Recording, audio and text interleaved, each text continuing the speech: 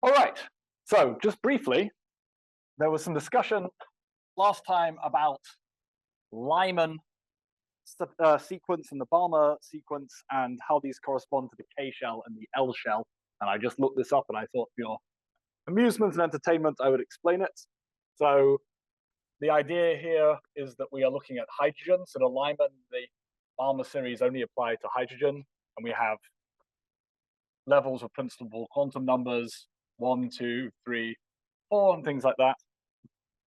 And there were two series which are historically seen. The first of all was a set of lines which turned out to correspond to transitions down to, n equals 2. And these are the Balmer series. These are transitions to n equals 2 from some other level like this. Confusingly, the symbol that we use to describe these is H. So we have, for example, H alpha, which is n goes from 3 to 2. H beta is n goes from 4 to 2, and so on. And the reason that these were discovered first is that H alpha is actually in the red, it's in the visible. And the other lines are increasingly high energy, as you can tell, because we're doing a transition from a higher and higher energy. And in fact, after H beta, these go off into the ultraviolet. So they're very hard to see in early experiments. The other sequence of lines which seem more fundamental but were discovered later are the transitions down to n equals 1. These are the Lyman series. So this is n goes towards 1.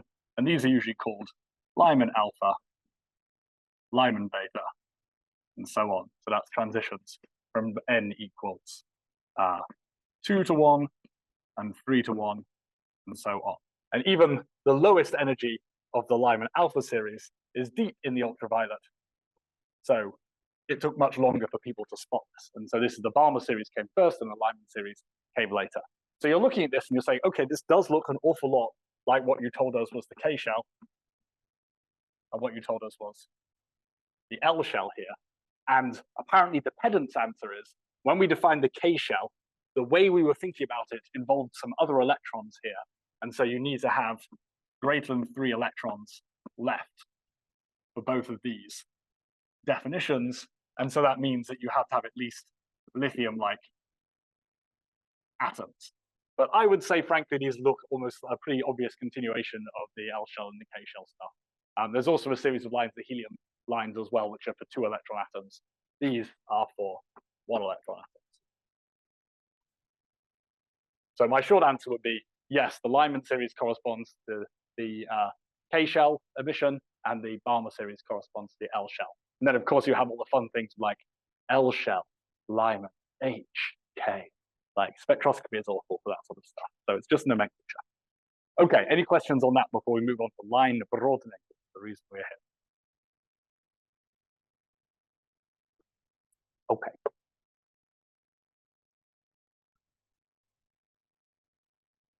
So we're going to be talking about line broadening. So far, we've mostly been considering line emission, which is at a specific frequency. We've said that we have some lower energy level and some upper energy level, and we have some transition of electron from an upper to a lower. It could be stimulated or it could be spontaneous emission, and emit a photon with energy h bar omega upper lower. So what we'd expect to see in our spectrum, because we have lots of different levels available, is a spectrum that has a series of very sharp lines. Their spacing is determined by these energies, and the height of them is determined by the probability of transition, and in our plasma also the occupation of the upper energy level. So how many atoms are in that excited state, and you, with an electron up here, that has a chance to decay down. Now, in reality, when we look at it, our spectra does not consist of these delta functions. It has lines, some of which may be very broad, some of which may be very narrow. And so there are several different mechanisms which we'll go through one after the other today, which broaden out these very narrow single energy peaks into a range of different energies here. So the first of these is the one that we absolutely can never escape. It's always going to be present in our plasma, and this is called natural broadening.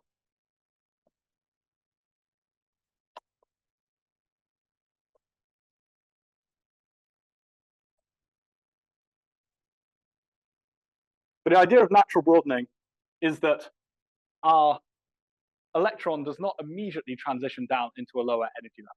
It has some finite dwell time that it will stay up here. So the transition is not instantaneous here. So we have what we call a finite excited state lifetime.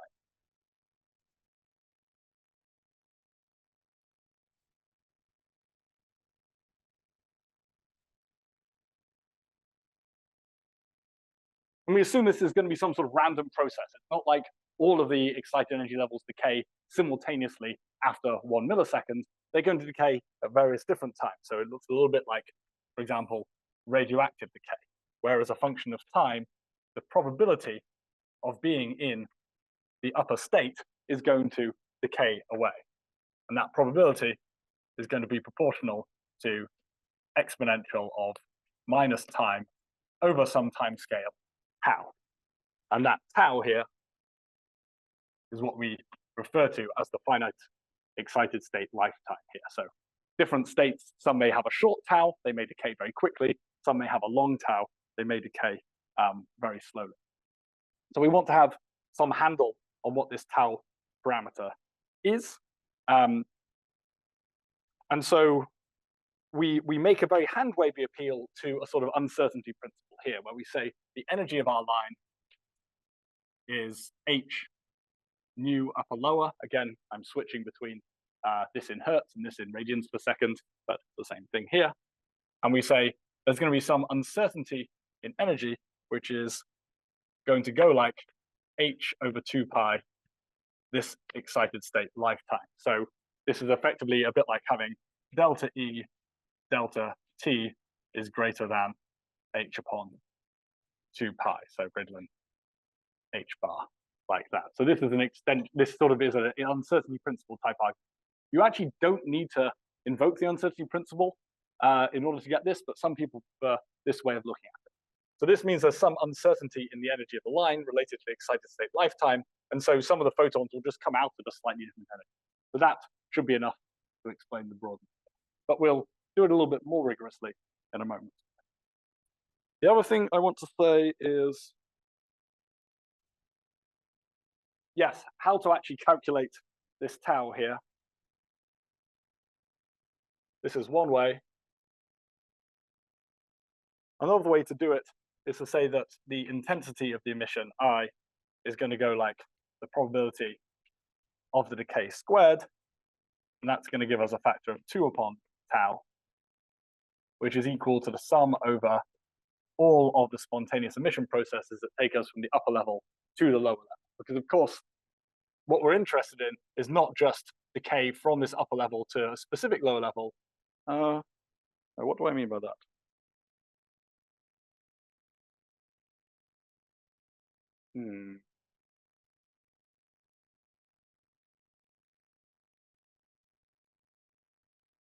Okay, because I cannot work out what this means in my notes, I'm going to delete this here. Possibly there's a decay train that includes some other processes, and we want to sum over those. But in general, we're just going to be looking at, for example, in this case, spontaneous emission here. And this has units of 1 over seconds, so we can quickly identify the excited state lifetime with 1 over this. The factor of 2 just comes from the fact that when we're dealing with intensities, we square the probability, so that goes into the exponential here.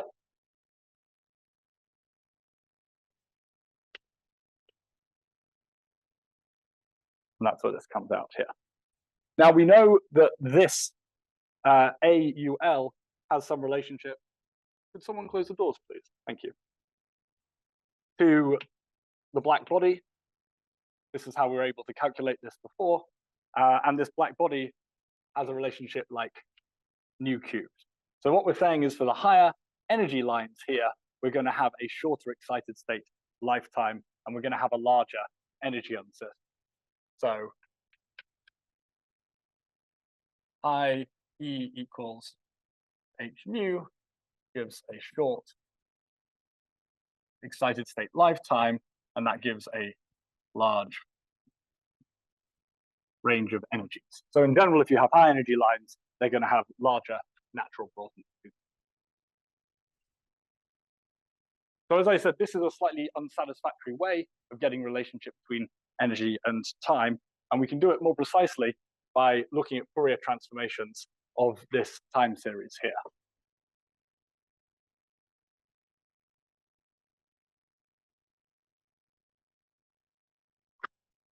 So if we have a system which is decaying in time, no, I guess I've drawn it already.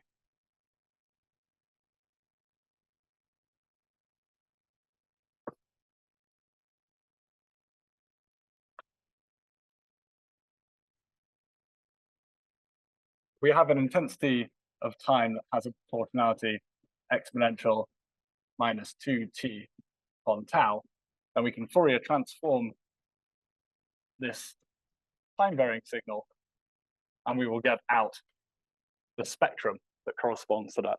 And that spectrum, does anyone know what the Fourier transform of an exponential decay is? Got a name. Okay. Looks like whatever the intensity is of the unshifted line here, divided by 1 plus nu minus nu naught, 2 pi tau. Where's the squared go here? Yeah.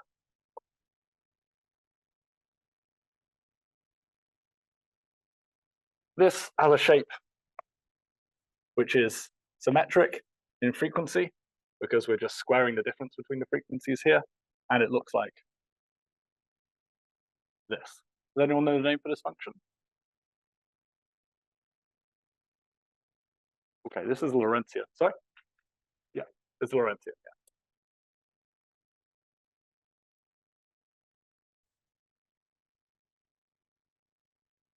What this is saying is that there is some width to the distribution of frequencies, and the width in the frequency space, which is obviously also the energy space, the full width at half maximum is equal to 1 over pi tau, which you can get by just setting what is nu when I is half of its peak value here, so making this denominator equal to a half. And so what we find is that this full width at half maximum, which is proportional to 1 upon tau, which is proportional to nu cubed from our argument over here, means that, as we said before, if we have higher energy photons, they're going to have more and more natural broadening here. So this we can't get rid of. This is just due to the uncertainty in when the electron is going to decay from the excited state to the ground state, and that naturally just leads to some broadening here. And so you're always going to have some Lorentzian broadening to your system, and then you'll also have other broadening mechanisms on top of it. But this means that when you're trying to fit, for example, like trying to fit these lines of something like a Gaussian function, because you look at it and you go, that looks like a Gaussian. Well, Lorentzians are subtly different from Gaussians, and your fitting procedure won't work properly. So you need to be careful when you're fitting spectral lines, not to just assume that the spread is Gaussian distributed. There are some other functions like Lorentzian which are more fundamental. Okay, questions on that first natural broadening mechanism? Yeah. My understanding of quantum I understand like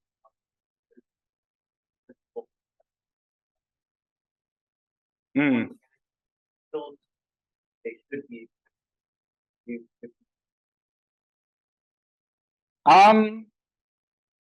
You want me to give intuition for quantum mechanics? I don't think I've got a better answer to you than this mathematical derivation. I think the energy levels are not as exact, right? Because of this uncertainty principle, we can never be quite sure exactly what the momentum and therefore the energy of the electron wave function is. There's some uncertainty in exactly what the energy of the wave function is, and that translates to this uncertainty in the frequency.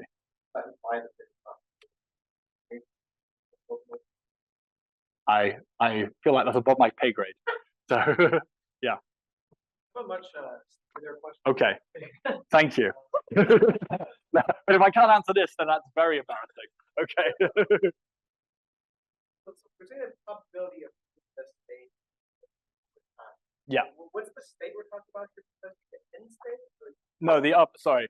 So let's say this is 1 here at time t equals 0. We have, whatever process has just promoted the electron up to here, this took place at time t equals 0, and then the down process takes place at time t greater than 0.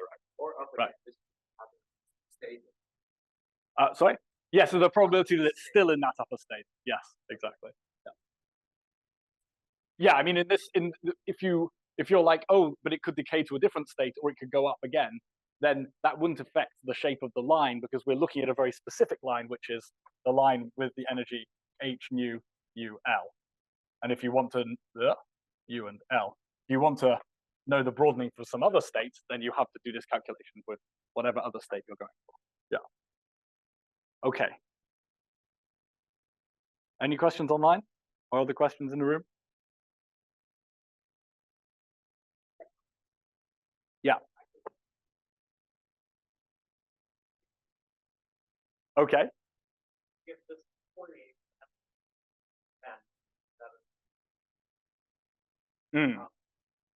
that doesn't get Right. Yes, I agree. So we are dealing with an ensemble of different emissions. Yes. Yeah. Thank you. That's actually a very good point. Yes. So the point that's being made here is that, in fact, in reality, any given photon decay, the intensity looks like this, right? It's a delta function at a particular time. That's when the photon was emitted. This treatment here is talking about an ensemble of particles that we've prepared into the upper state. And then we're watching the intensity as one after the other, different ones decay. More of them will decay early in time, fewer of them will decay later in time. And so when we take the Fourier transform of that, we get this. You're right, each individual photon has a specific energy. And this is made up of lots of different photons coming from particles. The ones here decayed at t around 0, and the ones out here decayed at t great deal larger than 0. Okay, thank you. That's a better interpretation. Okay, Doppler broadening.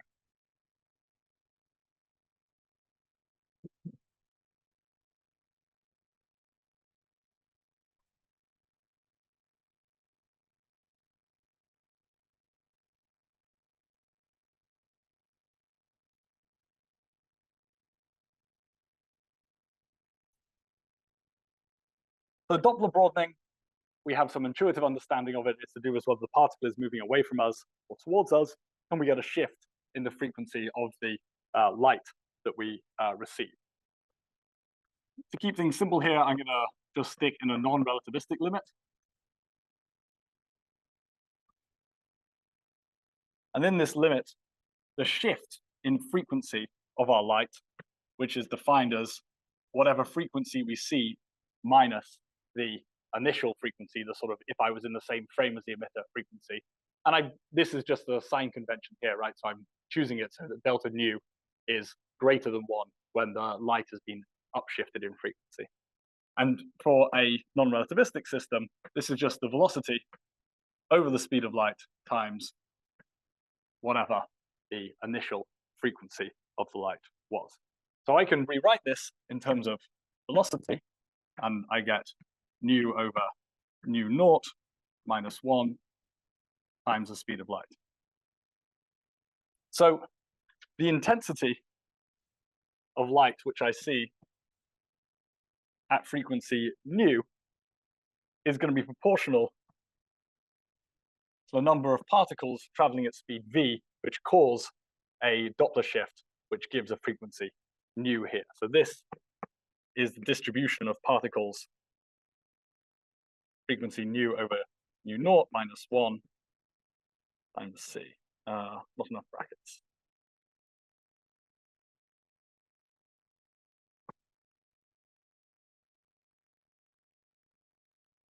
So if we're dealing with something like a Maxwellian, where f of v is proportional to the exponential of minus a half mv squared upon the temperature, like this, then we will end up with an intensity which is proportional to exponential nu over nu naught minus 1 squared mc squared over 2t. Have I missed the minus sign? Seems likely.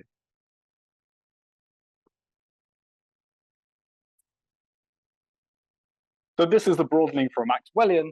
Now we're looking in frequency space here. So if we initially had some line at nu0, and I'm plotting I of nu against nu with my spectrometer, what can we say about this function? Any facts about it?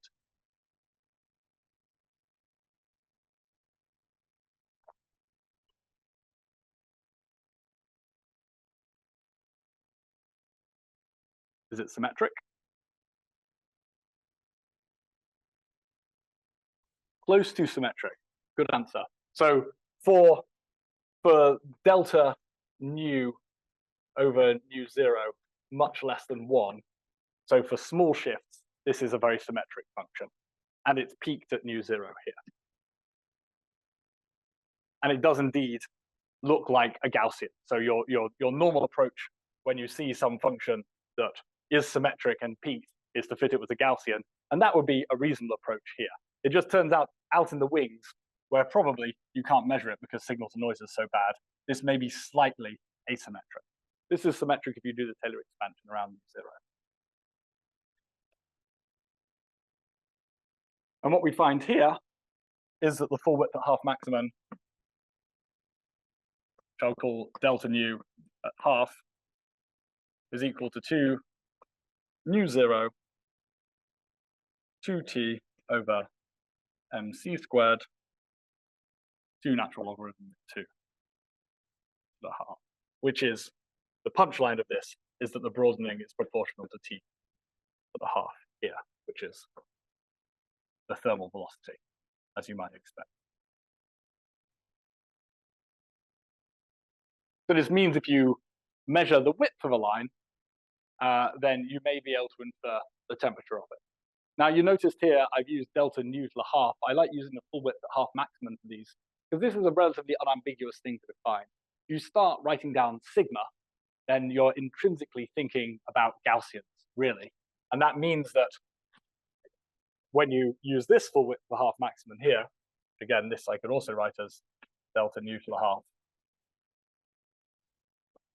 it makes it harder to compare. This picks up loads of extra factors of log 2 and stuff like that.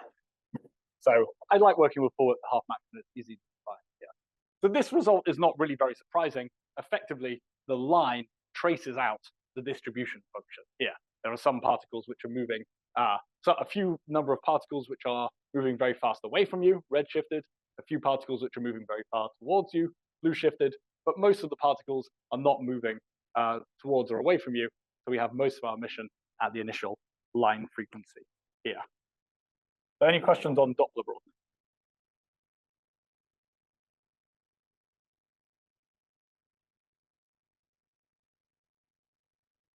Professor? Yeah. So these, I'm assuming all these happen in like plasma laboratory plasma settings. But which one plays more of more of a role? Do they have equal amounts, or is it one or the other that has more of an effect? Yeah, so we'll go through all of these and maybe discuss that in a bit more detail, but all of these have an effect, but some of them may be negligible. And so it will depend a great deal on your plasma, and you'll want to calculate it. So for example, we did an experiment recently where all of the broadening we saw was due to natural broadening and the response of our spectrometer, and not to do with Doppler broadening, though we thought it was going to be Doppler broadening originally. But you can calculate, if you think, I know what the temperature roughly is, I can calculate the amount of Doppler broadening, and then you can compare that to the natural broadening. And remember that you can calculate the natural broadening if you have access to a database with these spontaneous emission coefficients. You can quickly estimate what the lifetime of the state is, and so then you can estimate the natural broadening, and you can compare that to the Doppler broadening you expect. And depending on your plasma, remember the natural broadening doesn't care about the temperature. So for a colder plasma, the natural broadening will probably dominate, and for a hotter plasma, the Doppler broadening might dominate. Or there might be other mechanisms that dominate as well. I sort of briefly mentioned it then, the response function of your spectrometer is also important because your spectrometer has some finite size detector to it, which means that even if you give it a nice delta function here, it'll be broadened in some way. And if you're lucky, this will be Gaussian and it'll be easy to understand. But of course, your spectrometer doesn't have to have a nice response function. It could have a response function like this due to some weird reflections inside it. So you also need to understand the response function of your spectrometer before you try and use, for example, the broadness of a line to estimate the temperature. It might just not be possible. I see, that makes sense. Thank you. Yeah, I'll talk a bit more about that with the other three mechanisms as well. So yeah, other questions? Mm-hmm.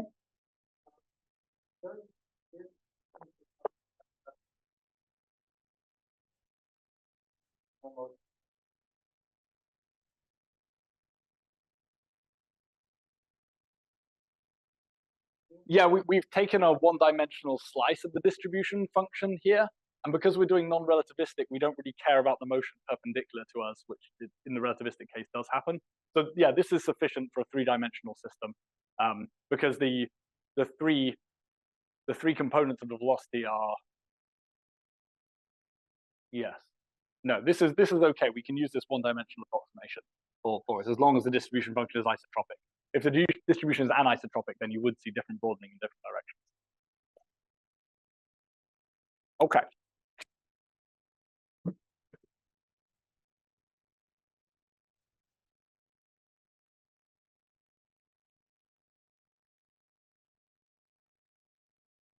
So the next mechanism we're going to talk about is called Stark broadening.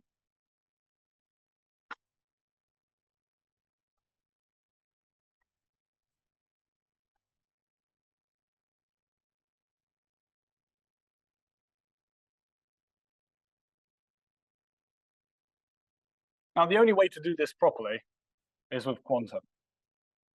And you can go have a look at Professor Hutchinson's book, and you can see that there's a very long derivation for this. And even in his derivation, he admits that it doesn't cover all of the possible cases.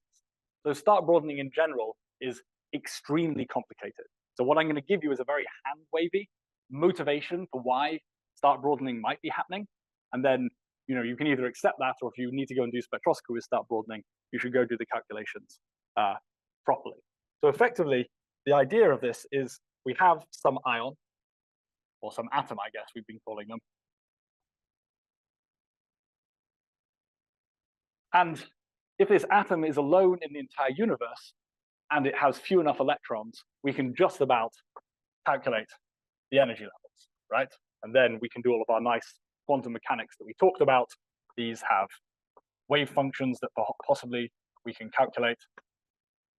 And so we can work out what the spontaneous emission coefficient is, because it goes lower up to upper, all that sort of stuff. So this is great. But as soon as we put anything else in the universe, this treatment will stop working very well. And the reason is, say we've got some sort of electron here flying around. At some snapshot in time, this electron has a radial electric field, like that. And that radial electric field will distort the potential around the atom. And it, for example, will distort these energy levels. And maybe we don't know exactly how they're being distorted, but maybe some of them go up, some of them go down, changes all of these energy levels. So that means now when we have transitions, their energy, H, U prime, L prime, this is the lower state, this is the upper state, does not have to be the same as the original energy level, H, U, L. So the photons will come out differently. So effectively what Stark broadening is the effect of the electric fields of other particles on the energy levels, shifting the energy levels, giving us different energies. And we can imagine as these electrons move around, they're going to create some sort of net effect, because there's not just one, there's more of them. And all of these are going to shift the energy levels in different ways. And we might imagine there's some smearing out at this point, because some atoms are going to see some electric field, and some atoms are going to see different electric field configuration, which may move the lines apart or closer together and give us that broadening. Okay, so that's the first level of hand-wavy approximation. The next level is to try and put a little bit of math to it. And we say that the change in the frequency is going to be proportional to the electric field felt by the atom. Now, I've used this symbol to mean energy a lot. In my notes, I started writing the electric field like this, simply to make it clear that there's a difference here. So I'll do that. This big curly E is the E field. I want to know, I've kind of just stated this. You might be able to motivate it by thinking about the energy of an electron in an electric field and how the energy shifts. But it turns out that quantum mechanically, sometimes you get delta nu goes as the electric field squared. This is called the quadratic Stark effect. For obvious reasons. This is the linear Stark effect, which is the one I'm going to use as my toy model today. And the only way to really find out whether you have quadratic or linear is to go do the quantum theory properly for this. My apologies. So this electric field is going to be related to the distance between, say there's one electron that's closest, that's doing the most distortion. And so that is inducing electric field by Coulomb's law that goes as 1 over r squared. There's some distance r between these. And so we'll get some shift that's related to the distance to the closest electron. Well, how close are these electrons? Well, we have a density n like this, and so that density is going to give us an average spacing of 1 upon r cubed. So we can write that the other way around and say that r goes as density to the minus 1/3, like this. So this is asking for some density n, what is the average spacing between particles? So if I just dot them around in this volume, I can see as n goes up, r goes down. If I put more dots here, get a smaller r. This is a very crude estimate here. So that means that the electric field that the atoms are feeling is going to scale as n to the 2/3, like this. And so therefore, that's also our scaling with delta nu. Obviously, what I've not got is the coefficient out the front here. You'd need that coefficient to actually link the frequency shift back to the density. But in general, the idea is, as we had before, that we have some line at nu0,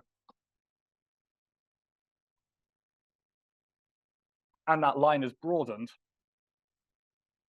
and the width of that broadening,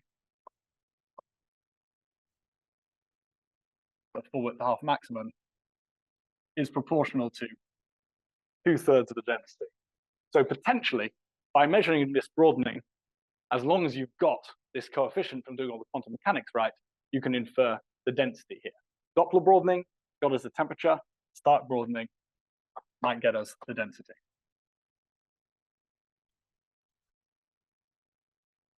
Yeah, not very satisfactory, I appreciate it, but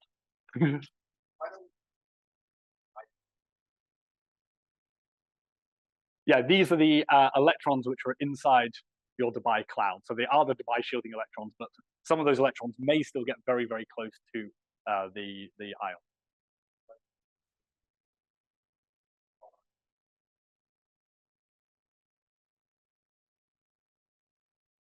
I think that that's the electric field outside of the Debye cloud, but I might be wrong. I think that's the electric field which drops off far away from the atom and then goes to 0 very, very quickly. But I think if you imagine you have your ion and you have this cloud of electrons which are shielding the charge, there's still a possibility of one electron going very close. And that sort of average closest approach thing is what we're estimating here. So you still will get some perturbation to the energy levels here, some broadening from it.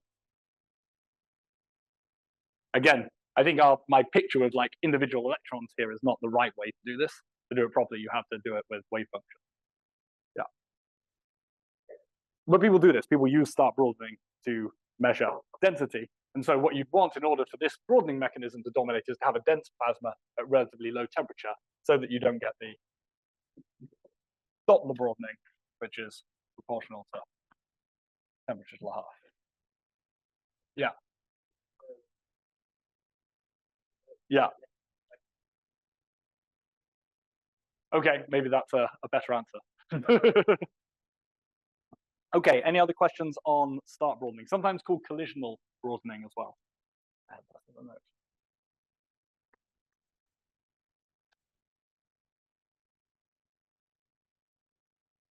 Yeah. Yes. Never worked out what the motional Stark effect is. It's the electric field that the particle feels in its lab frame. So it's actually related to the magnetic field. So there's you use the motional Stark effect to make local measurements of the magnetic field, but they call it Stark because it's effectively the electric field. But I don't think it's Stark in terms of density. I think it's to do with that lab, like you transform into the co-moving frame with the particle and it feels an electric field instead of a magnetic field. Never quite got it. So yeah.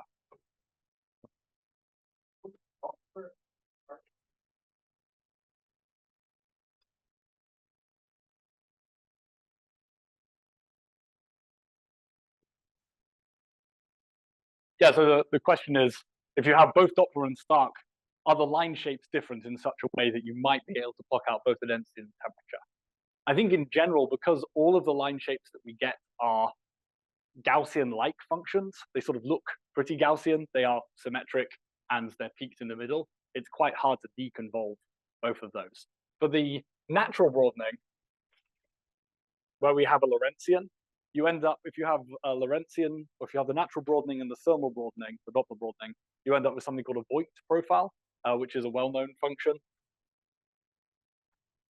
And then you can fit a Voigt profile to your line, and then you can get out the thermal broadening component, which is what you actually want to do. Presumably, there is some function that we can come up with, which is a convolution of whatever the Stark broadening is and whatever the thermal broadening is, and maybe you could fit that. But as always, you're really at the mercy of noise, right? And so if you're not measuring this line very precisely, it's going to be really hard to determine the difference. By the way, if you look in Hutchinson's book, there's some really weird Stark broadening features, some which actually have like a little dip in the middle, like that. So Stark broadening, depending on the quantum mechanics and the quadratic and the linear, can give you really funky line shapes as well. So that could be a good way of trying to deconvolve, because then this function here looks quite different from a peaked function. Okay, any other questions? Yeah.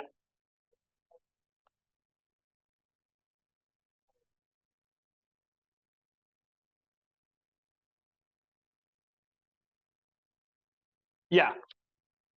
I think you're right. I think any particle coming near will distort the electric field. Yeah.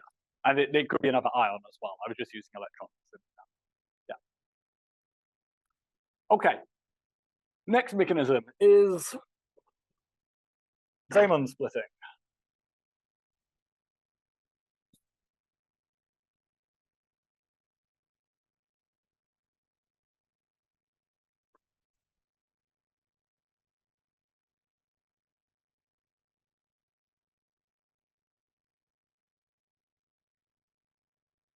I'm going to explain this, and you're going to say, this isn't broadening, but it is, I promise you.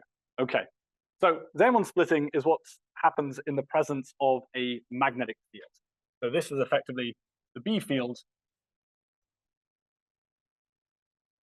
splits energy levels.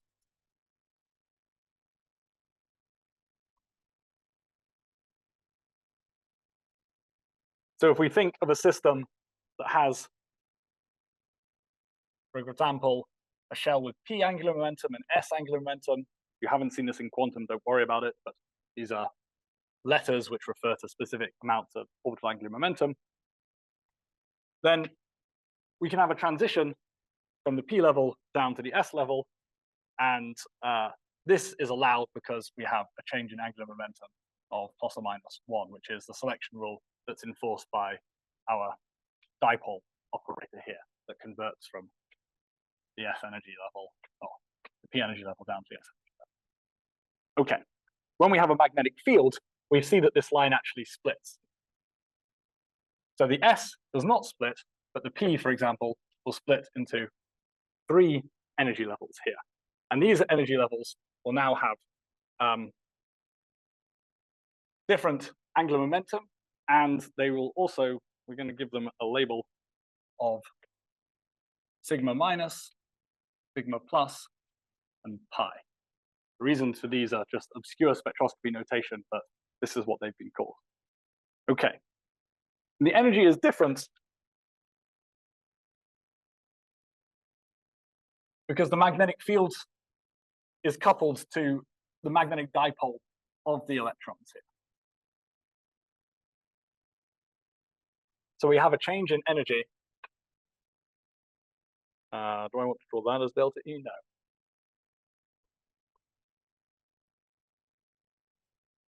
Of delta E. And this change in energy, delta E, is equal to minus mu, the magnetic moment of the electron, dotted with E, like this. And this mu is a combination of the orbital angular momentum of the electron and the spin of the electron. If you've ever seen this in quantum mechanics, I apologize for butchering it like this. I'm just trying very quickly to get to the result. But effectively, you can have electrons which are spin up and electrons which are spin down. And so some of them are going to have their energy shifted up, and some of them are going to have their energy shifted down. And that means that we're going to be looking out for transitions now, as opposed to just having a single transition down. We're going to have 3 different transitions, all of which are allowed, and all of which have slightly different energies here. So if I now look at my initial frequency and an intensity plot here, as opposed to initially having a single line, I may now have 3 lines.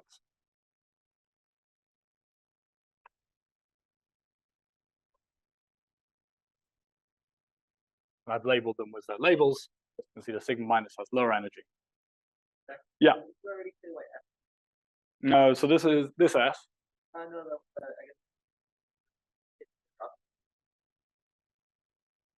guess. This doesn't, because it's a singlet state, but that's quantum mechanics, and if you haven't seen it, I'm not going to explain it to you now. You can, in general, have a splitting of the other state, but then often transitions in those states is forbidden by the selection rules, so you won't see those lines. And also this can split into like 2 or 5 or all sorts of other numbers like that. I'm just doing a case where it's split into 3. Yeah. It's to do with the number of different ways you can add up the angular momentum vector and the S vector. So it is finite. There's only a finite number of them. But, oh God, you're really taking me back now here. But we have some vector B here. It depends on how we can add up L and S. And because S is the spin of the electron, this can only take finite values. And so this is 1L plus S projected onto B. But we can also have S like this, and so this would be another L plus S projected onto B. So it does take discrete energy levels, and it depends on the angular momentum. And this S is actually the total spin of the electrons in this energy level. So these electrons, it doesn't have to just be 1, there can be 3 here. And then there's lots of different ways you can get S out of that. We're really not going to go into quantum mechanics in this. You should look it up if you're interested. I realize as I try to explain it, we're getting deeper and deeper. Fact is, magnetic field, I think the heuristic motivation here is that the magnetic field will shift these energy levels, and it will create new energy levels which are either have their spin aligned with the magnetic field or against the magnetic field, and those energy levels will have different energies. It's like a little bar magnet rotating to align itself with the magnet. And because those energy levels have different energies, the lines will have different energies. The light that we get has different energies. And so if you're in a state where your broadening is very narrow, so there's not very much natural broadening or not very much thermal broadening, you will get out these maybe 3 very distinct lines. And then the cool thing that you can do there is you can measure delta nu, and you can get out the magnetic field magnitude. So that's pretty neat. In many plasmas, we don't know the magnetic fields, and so Zeeman splitting is a good technique. In something like a tokamak, we tend to know the magnetic field very well, so Zeeman splitting is not that useful a technique. The trouble comes that actually a lot of the time, these lines are relatively small splitting, so the magnetic field may not be very large. And so these lines may be very close together, or they may have large thermal broadening. So if I draw this now with each of these lines having significant thermal broadening, we can see that we won't see this well-resolved triplet anymore. We will instead see some big blob of lines. And so this is effectively another broadening mechanism because we split these lines, but we don't resolve them. So the total overall shape here, delta nu half, is greater than delta nu half for Doppler. So if you interpret this line as just being Doppler broadened, you'll infer like some ridiculously high temperature. But in fact, that only looks so high because you've got some of this Doppler, this Zeeman splitting broadening built in. Okay. Questions on this? I have another point, but I just want to pause here. Yeah. Right. Oh, sorry.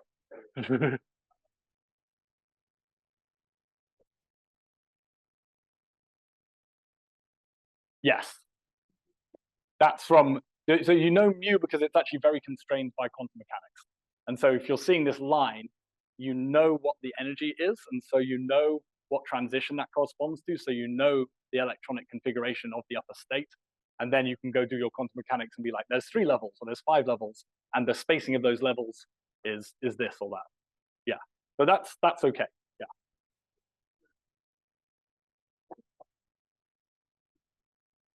Yes. Oh, yeah. Yeah.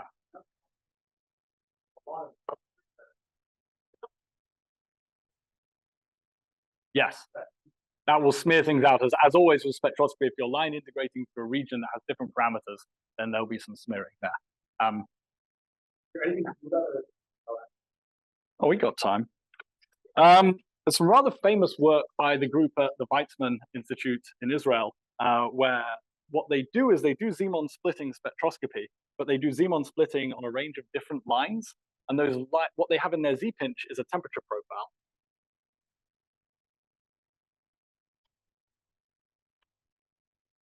Maybe something that looks like this. The temperature of the Z-pinch is hottest in the center. And so they make their Z-pinch out of oxygen. And the reason they do that is that as you look at different shells of their Z-pinch, different radial bins like this, for example, in this bin, it's dominated by oxygen 2. And in this bin, it's dominated by oxygen 3. Maybe the center is dominated by oxygen 4. And so these different ions of oxygen, so this is oxygen that's once ionized, twice ionized, 3 times ionized, has different energy levels available to it. So it has different excited states available to it. And so it has different lines available to it. And so here, for example, there's a well-defined line at this frequency.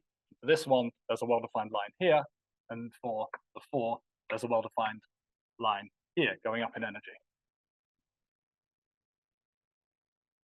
And so they know when they see this line that it must correspond to the outside of the plasma. And they know when they see this higher energy line, it must correspond to the inside of the plasma.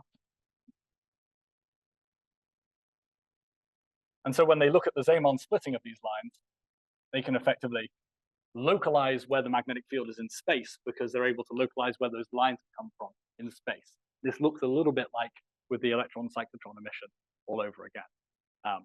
So you need to have some idea of what the temperature is inside here. And this effectively then looks like an Abel inversion problem. So if we look at the Z-pinch down from above, there are these different rings with oxygen 4, oxygen 3, and oxygen 2.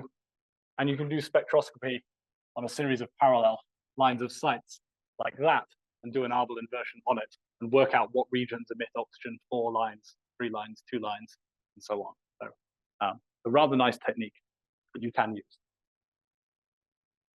But in general, you're right. If you're looking at some astrophysical plasma where you can't do an Abel inversion easily, then this may not be the best technique. Okay. A couple more things on Zeeman splitting.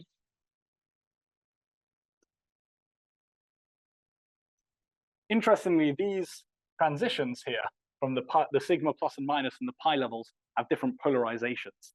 And that can be used to actually do things like measuring the field direction. So I'm going to find somewhere where I've got enough space to draw this.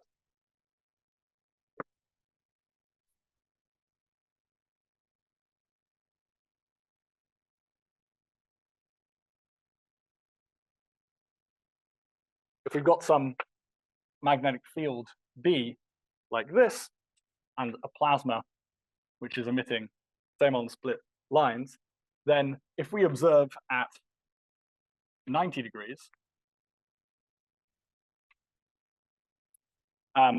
then the light has two polarizations depending on whether it comes from the sigma plus or minus levels or the pi levels. And so in this polarization here, we get the sigma plus or minus, and in this polarization, we get the pi. And so by using a spectrometer with a polarizer in front of it and measuring the ratio of these two lines at different polarizations, we can back out the angle of the magnetic field here. And this can actually be very useful in a tokamak where we know what the size of B is. So we don't need the Zeeman splitting, but we do want to know what the twist of the field lines is, because that tells us about how big the colloidal field, particularly a useful diagnostic on devices with large colloidal fields like reverse field pinches. It turns out if you look along the magnetic field, by the way, then you just see the sigma plus and minus lines, but you don't see the pi line. And I did at one point understand why that was the case, and it probably comes into quantum here as well. Okay.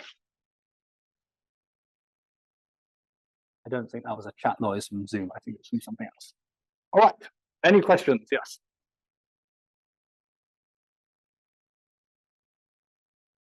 Yes. Of no, not for quantum mechanics. That's.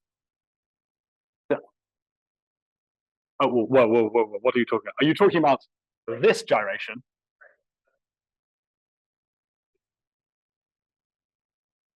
Is it? The electrons are not gyrating. The ion is gyrating. It has electrons which are bound to it, which have wave functions moving around it. All the electrons are gyrating with the ion, but I don't think that's going to be a big perturbation to their energy. Sort of, when we talk about hyperfine, we talk about coupling with the nuclear spin. Right, and I am not talking about the hyperfine coupling here because that's very hard to measure. Right, but yeah, so here, this is the spin angular momentum.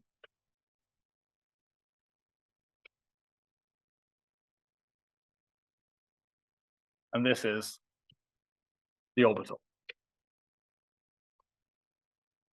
I don't know whether someone has done the quantum mechanics on how the gyrating particle affects the energy levels. I imagine it would be small. And we come up with an argument that shows that it is small.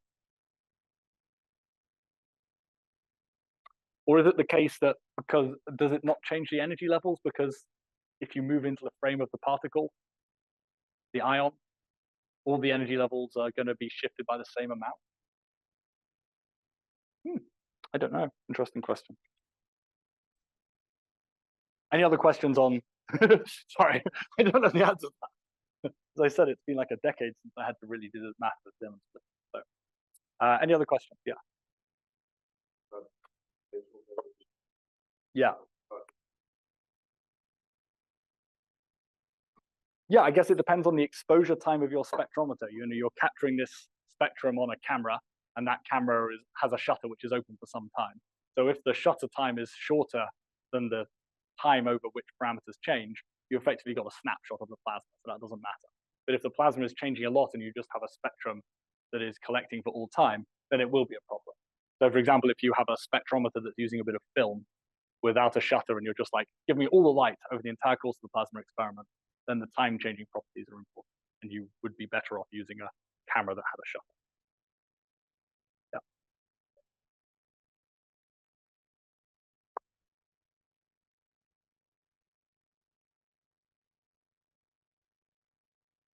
So I don't know where your statement comes from. You might be right, but I can't verify that. Okay. Is it really smaller? I mean, at fields of a Tesla or so? Right, so the field strength here, we're talking about relatively large magnetic fields as these Zeeman splitting. And the nice thing about Zeeman splitting is it does just keep increasing with magnetic field. So you can get very large splittings. I think it is a pretty large effect in general. Okay. Right. Final mechanism we're going to talk about is black body absorption.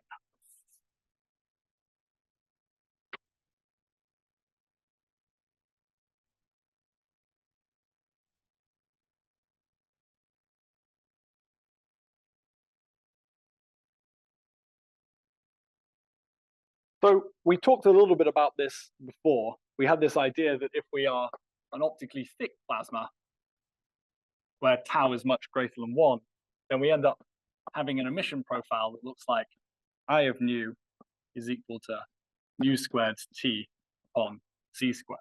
This is the black body spectrum.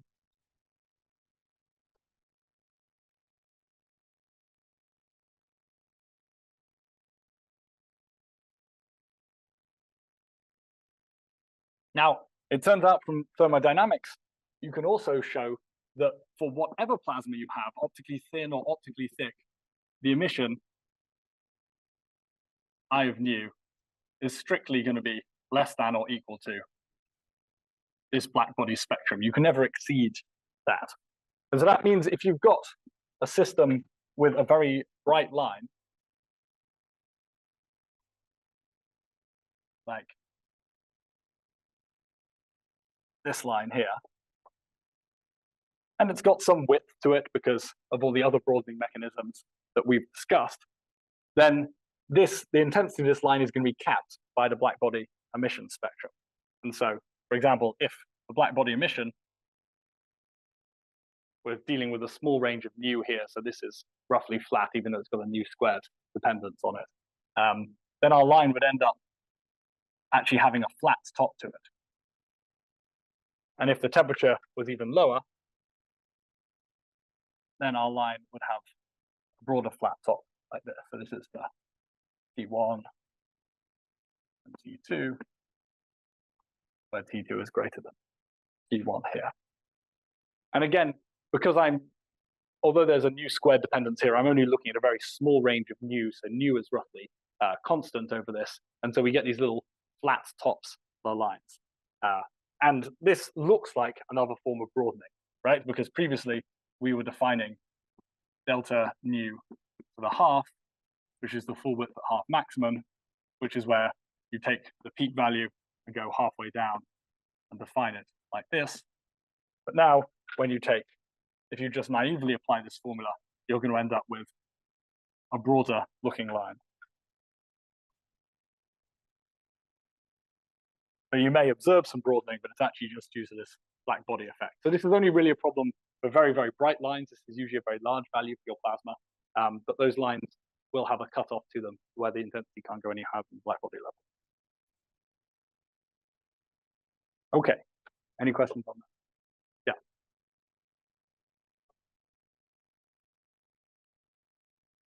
Yeah, so I was saying for an optically thick plasma, you get the black body spectrum, but from thermodynamic arguments, you also find that the spectrum from any plasma for a given frequency cannot exceed that black body value. If you did that, you could work out how to break the second law or something like that, so not allowed. Yeah. Other questions? Okay.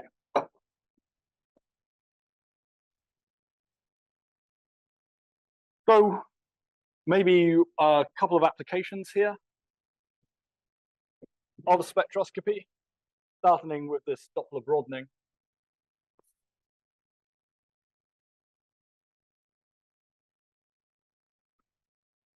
There's the obvious use of Doppler broadening to measure the thermal velocity.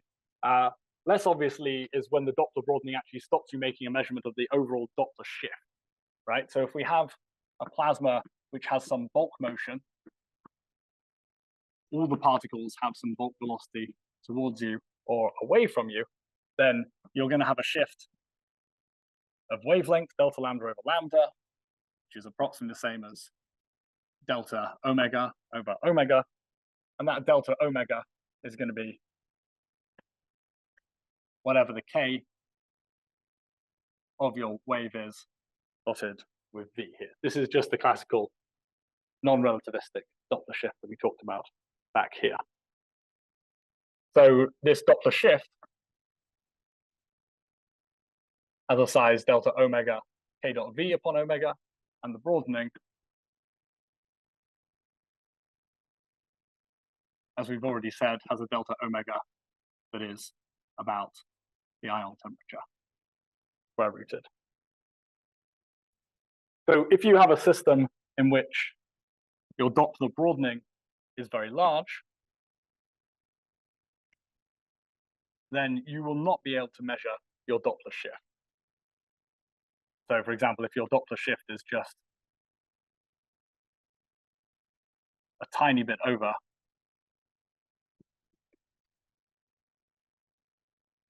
it's going to be very hard to measure that on top of a very broad profile. On the other hand, if you have relatively narrow Doppler broadening, then you should be able to measure that Doppler shift very easily. So this kind of puts a limit, but the interesting thing is we can exploit the fact that this square root of temperature is really square root of temperature over the ion mass, because it's related to the ion thermal velocity here. Which means that we can actually choose to look at ions with very heavy masses. So these would be impurities in a tokamak. So this would be, for example, your hydrogen. It's got a very low mass, so it has very large thermal Doppler broadening, and so we can't measure the Doppler shift very easily. But if you've injected some tungsten into your plasma from the walls, for example, then you're going to have very, very small Doppler broadening, and you're going to be able to measure that Doppler shift very accurately. So this is basically using an impurity as a tracer of the flow. And if you were APS this year and you made it to the Tuesday morning plenary, where John Rice was talking about this, people have built their whole careers out of this idea that you can use the impurity ions, which are easy to measure Doppler shift for, as a proxy for the motion of the whole plasma. And it turns out it is more complicated than that, but this is at least the basic idea, is it's much easier to measure Doppler shifts for heavy ions than for light ions. Okay, questions on that? Yeah. Doppler broadening is also called Doppler. Yeah. So, sorry, yeah, okay, let me be very clear then. So, Doppler broadening is when the Doppler shift is to do with the entire plasma moving. So imagine a tokamak, this is a toroidal velocity of the plasma moving round and round in a circle. The broadening is due to, within that moving plasma, some particles going slightly faster and slightly slower. So it's sort of like they're all going like this, and some of them are also going like this as well.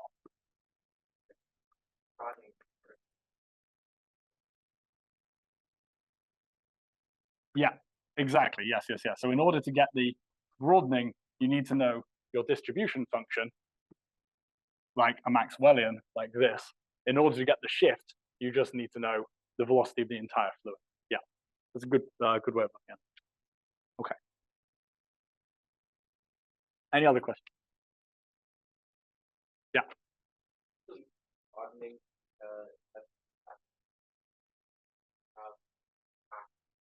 Yeah, in general, with all of those diagnostics, the answer is, in theory, yes, but the noise floor of your diagnostic will probably limit you, because there's very few of those fast particles, and so they're not making very much light, and so any noise is going to make things hard. So this is true as like any diagnostic that promises to map out the distribution function. The problem is that it's usually proportional to the number of particles at that velocity, and there's not very many of those particles because our distributions are close to Maxwell. I'll talk about another one of these diagnostics that you might be able to use as well in a moment. Okay, I want to finish up with a couple of diagnostics which are spectroscopy adjacent. And these are often called like active spectroscopy diagnostics. So all of the other diagnostics we've been talking about, we just look at the light coming from the plasma. With these active diagnostics, we actually do something to the plasma and then look at the light coming out of it. So it gives us a little bit more control.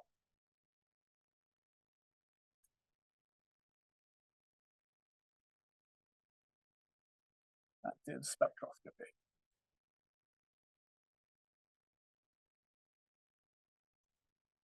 So the main one I want to talk about here is called laser-induced fluorescence.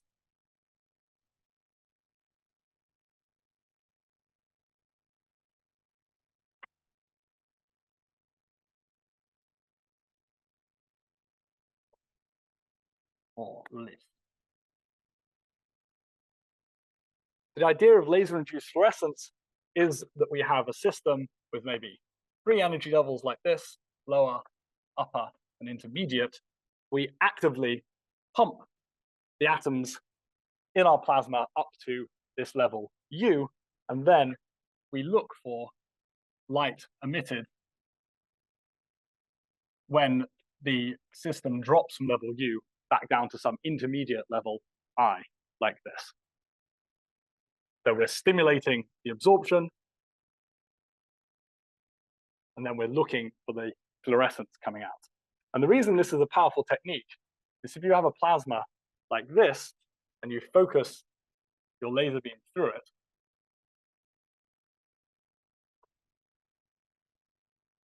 you can now have your viewing cord perpendicular to the laser and collect the light like this on your spectrometer. And you have chosen this transition to be very unlikely to happen. So you're not going to randomly get that many atoms in the upper state. So you're not going to spontaneously get that many photons with this wavelength being emitted. So that means when you see any light there, you know it came from the region of the plasma, which is the intersection between where you are pumping the plasma with your laser and where you are collecting with your spectrometer. And you remember previously, the trouble with spectroscopy is you collected all the way along the line of sight, and you didn't have any localization. But this technique gives you that localization.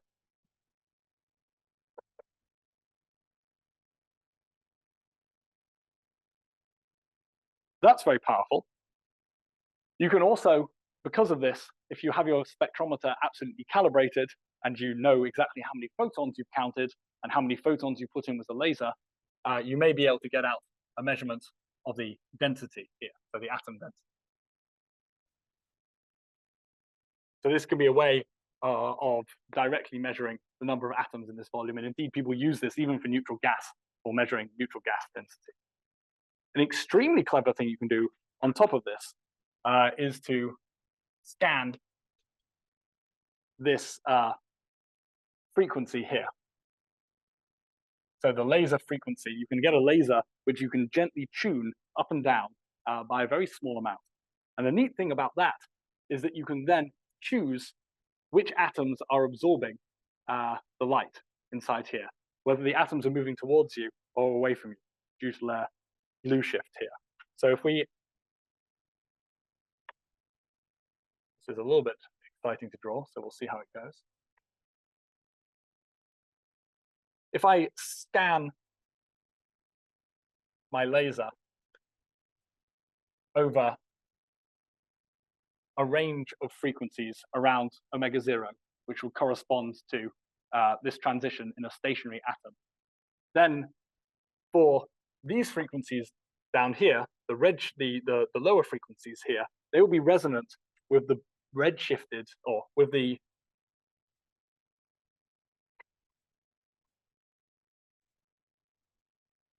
they will be resonant with the particles which are moving away from. So they'll be resonant with these particles here. If instead I'm using a laser light which is upshifted, then it will be resonant with the particles which are moving towards me here. So as I scan my laser, I'm exciting particles, some of which are moving towards me, some of which are moving away from me. And then I'm going to get out a spectrum at the upper to intermediate transition. This is the upper, the lower transition here. And the amount of light I get out is going to tell me how many particles there were that were resonant with this frequency here, how many particles there were that were resonant with this frequency. And so I can actually map out the entire distribution function using this, because I'm very carefully tuning the light. And so I know when I meet the resonance condition, how fast these particles are going with respect to me. You need to have a steady plasma to do this, because what you're actually doing is ramping the laser frequency in time from some initial value. You'll ramp it around that, and then you'll probably sawtooth it like this. So your plasma has to be nice and steady during this time tau that you're ramping it. So this doesn't work on very short-lived plasma. But it does work very nicely on like low-temperature plasmas that people use for various chemical processes. Okay. Any questions on that? Yeah.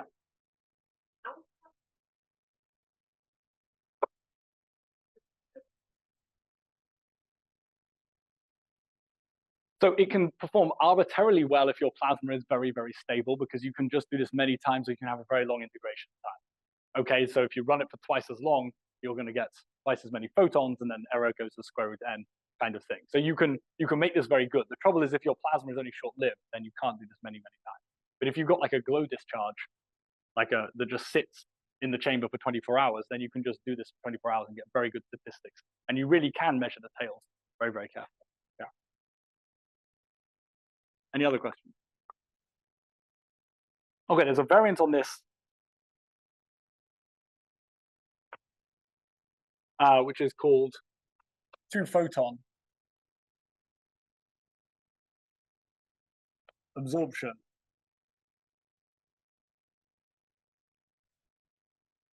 LIF, laser-induced fluorescence.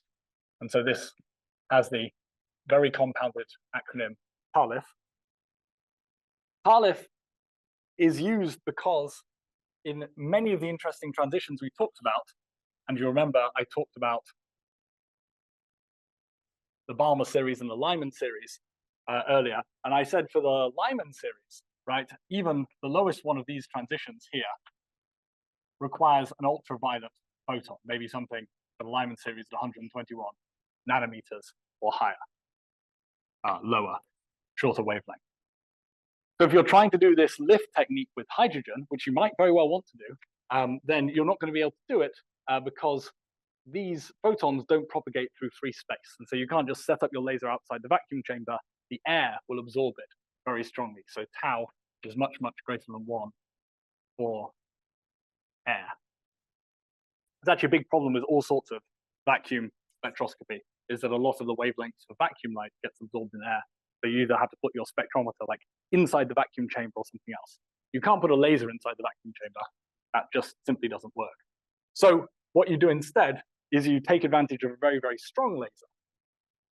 Because if you have a very strong laser, there can be a virtual energy level here, where we have a photon coming in with h lower upper divided by 2, half the energy. This will excite the electron into this virtual energy level, which absolutely does not exist.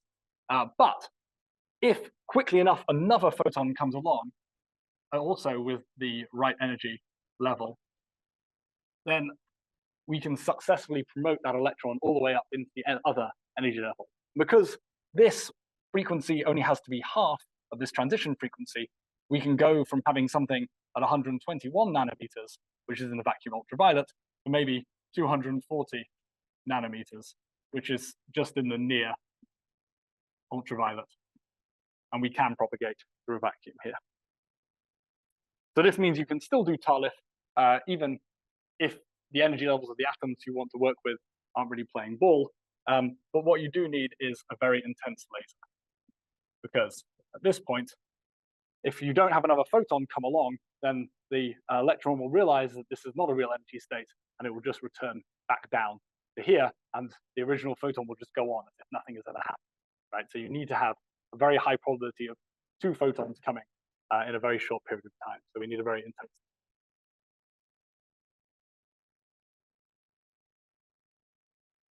And you can still do exactly the same tricks we talked about here with scanning your laser in order to slowly map out the distribution function of particles in your plasma. All right.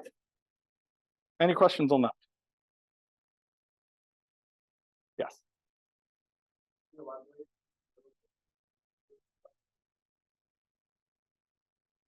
Not really. I mean,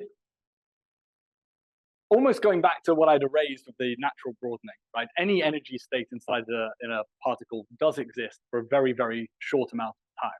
The stable energy states are the solutions to Schrodinger's equation, but we can have unstable states which have very, very short lifetimes. And so we can make an electron into this state here. It's just that this is extremely short-lived. So maybe picoseconds or something like that before we have another photon come along. Yeah. Yeah. Lifetime of- or is it really- I don't think, no, these are not measurable. Like, yeah, this is why you need a very intense laser. This is not something that you can, I don't believe that you can measure the virtual state lifetime. Yeah. Yeah. Oh, sorry. Ground first and then.